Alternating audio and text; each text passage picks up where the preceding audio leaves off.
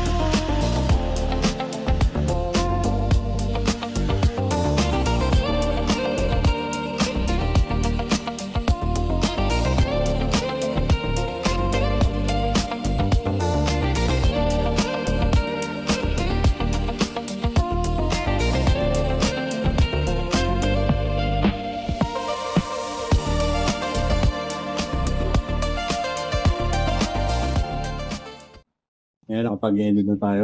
In-edit na natin para ito. Kasi hanggang dito lang siya eh. Para umabot siya dito. Tapos dito, medyo mas pinanipis na natin. Pinutol natin yung mga nandito banda. Tapos ibang ilaw ang ilalagay natin, hindi yung last time. Tapos gagawa tayo ng underneath na mag-fit lang din dito sa tail na to. Ayan. So, nandun din dito sa kabila.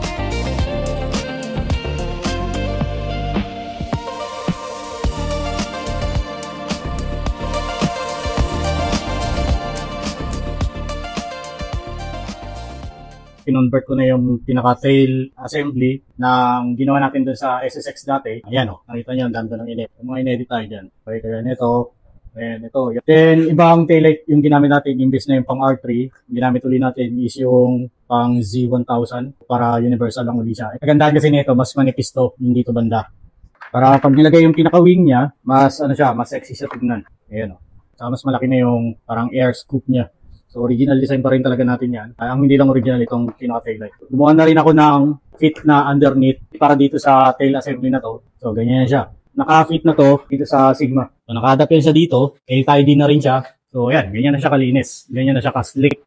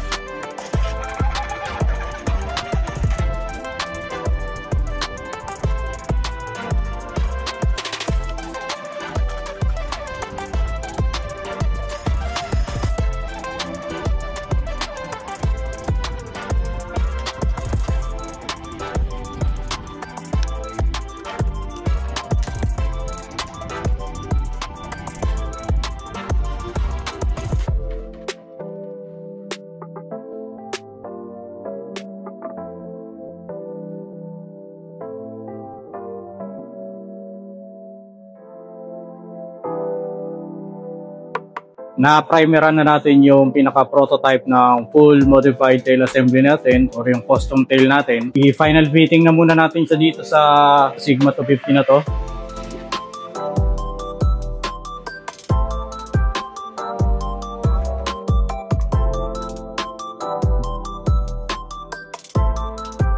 Final fitting ng full custom tail assembly natin ng Sigma 250. Kinonvert na natin siya and may binagutang konti para mag-fit siya dito sa Sigma. Yan, ganyan na yung prototype na final niya bago natin gawin yung hulmahan. Yan, ganyan siya. So overall, okay na. Nagawa na lang natin siya ng hulmahan.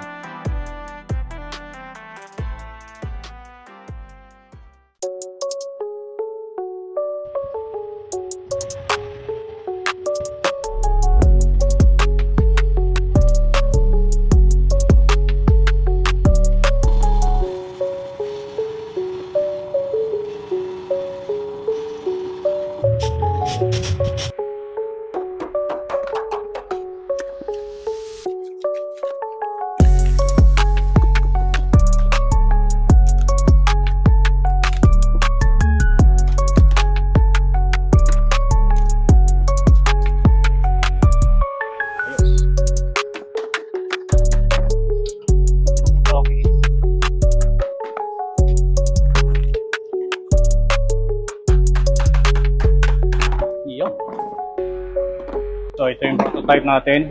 Yan, walang damage. Maganda yung pagkakagawa ng hati ng hulmahan natin. Lilinisin na lang natin to para maganda yung finished product natin. Maduduplicate na natin to for mass production. Yan, may hulmahan na tayo.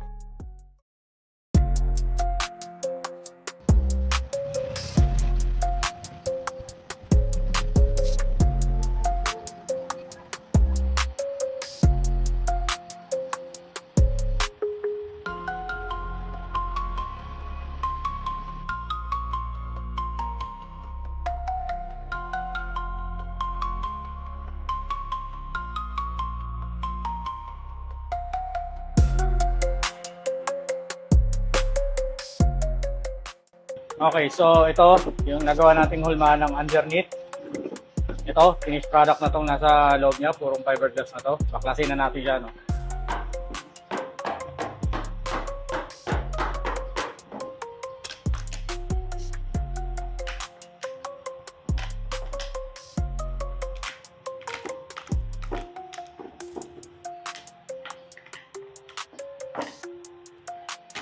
Yung lightweight na siya. Yan, yan na, katibay. Diba? Gawa na natin yung finished product para sa main base ng tail assembly na ginawa natin for Sigma 250. So yun, baklasin na muna natin to. Tingnan natin yung 001 ng hulmahan na to.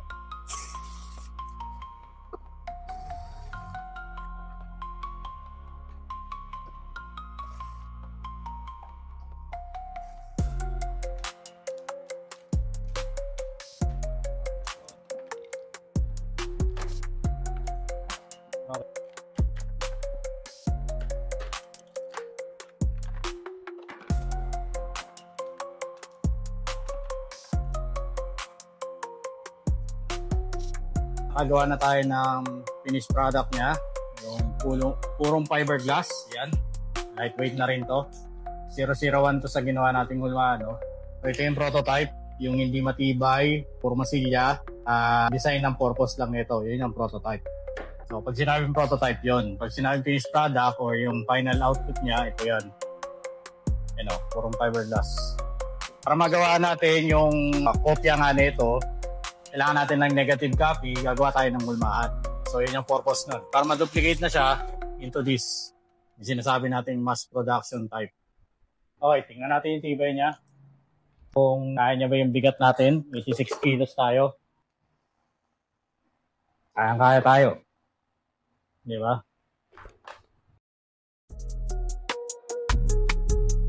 Pinturahan na natin yung finished product na to, yung purong fiberglass. Pinturahan na natin siya ng ground coat and diretso tayo sa finishing.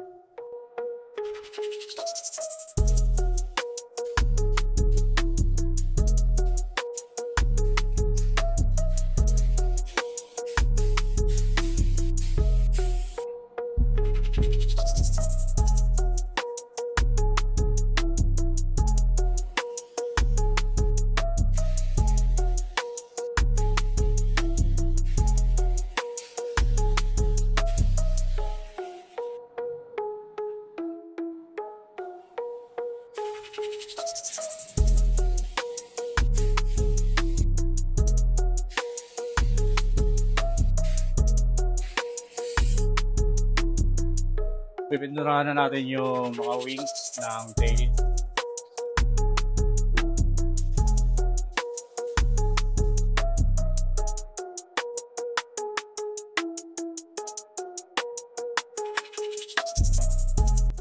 So yun, pinturahan na natin siya. Ito, kailangan ko pa i-color separation at i-top coat yan. Pero ito, tapos na to yung pinaka main body. Yan. Ito yung itsura niya. Okay. Yan. So yan, kalinis yan. Yan. Walang alon-alon yan. Walang mga pinholes yan, no? Okay. So yun, okay na. Ito rin. Yan, ganyan siya. O, diba? Tapos ito yung pinaka kulay niya talaga, pero itatap coat natin yan. Then pagkatapos nun, saka natin siya i-color separation. Ilabas natin siya sa labas para makita natin yung kulay niya kapag may araw. Ganito kulay na ito kapag may araw. Yan. Ito yung plain red, ha. I-color separation at top coat pa natin to. Pero yan, ganyan na siya. Upholstery yan. Si Pops, nagawa na yung kuwan na para sa Sigma 2T. Yan. So yun guys, yan. Kuha na natin yung upuan. Ganda ng pagkakagawa. Tapos, lalagyan pa natin siya ng ganito. Yan, strap. Para pag ninano siya, ganyan siya. So ito yung pinagkopyahan, yung ginawa nating fiberglass. Yan. So yun, dito lang yun sa RRC Gen Power. So okay, ito yung full custom tail assembly natin for Sigma 250. Yan. Unahin natin itong pinaka main base niya o yung main body ng tail. Yan. Okay. Purong fiberglass yan, no? And yun naman yung quality niyan. Okay. Tapos kasama nito yung pantakip dun sa may tornilyuhan. Iwalay din na part to. Sunod, itong dalawang wings niya. Ito. Naka-color separation na rin yan, no? Sa gilid, kabilaan. Okay, then likod. So, ganun siya. Then, kasama sa kanya, itong underneath niya. Naka-fit na to para sa Sigma na rin. Plug and play na rin yan para dito. Ito yung katambal talaga niya, kaya siya assembly. Then, kasama sa kanya, itong custom pillion seat o yung back ride na upuan. So, ganyan yung quality niyan. Pag nilagay yan siya, yan. Ganyan yung itsura niya kapag nakalagay na. Di ba? Ayos. Then yung susian niya, direktang butas dito sa may upuan. Ito pa yung kasama sa kanya. Itong susian na to, para dito talaga to sa tail na to, no? Hindi siya yung stock ng Sigma. Ito yung sa likod niya, mechanism niya. May ano na rin siya, yung seat lock. May kable, tapos yung pinaka-susian. And kasama pa sa kanya lahat ng stainless steel na bolts and screws. So ganun yun siya guys. Ang hindi lang kasama dito, iwalay nyo na bibilin at fit lang para dito is yung integrated tail light ng Z1000 or yung pang Ninja 400. So dito yan siya naka-fit. Para kapag nilagay nyo yan siya, kahit kayo, kaya nyo na rin ilagay yun. Yun. Then may kasama din tayong universal na plate holder, pero nasa sa inyo na rin kung ano yung mga gusto nyo ilagay. Pero yung kasama nating universal plate holder is ito. Yan. Nasa sa inyo na yan kung paano nyo gustong ipwesto yan. So yan, may kasama na rin tayong ganyan. And lastly, ito. Kasama na rin yung susi niya. Set na rin siya, no? Yung seat lock ASI. Okay. So, yun. Yan. Siya. So, isusihan na rin siya. Okay. Ito palang custom tail ASI natin ng Sigma 250 is original design natin. Sariling design natin lahat yan. Binuo natin na from scratch. Sa inyo na yun, no? Kung paano siya i-appreciate. Kasi ang ganda talaga na ito, lalo sa personal. Yan. Yeah. So, ito, originally is galing to sa ginawa natin na ito sa project na to. Then, kinonvert natin siya for Sigma 250. Ginawa natin to, yung conversion nito galing dun sa project na yon para sa Sigma, marami tayong binago dito. Hindi lang siya yung basta binago. Kasi isipin nyo, kapag sinabing conversion, Marami tayong binago dyan, lalo yung banda rito, tas ito, then lalo yung sa pinaka taillight. Kasi dati yung pang taillight na ginamit natin dun sa project yun is pang R3. Ngayon yung pang Z1000 or Ninja 400. Pero ang kaganda nito, mas napasexy lalo natin to. Medyo matagal din yung inabot ng conversion natin, then nakagawa na tayo ng hulmahan, mas madali na ngayon gumawa ng ganito, mag-mass produce nito.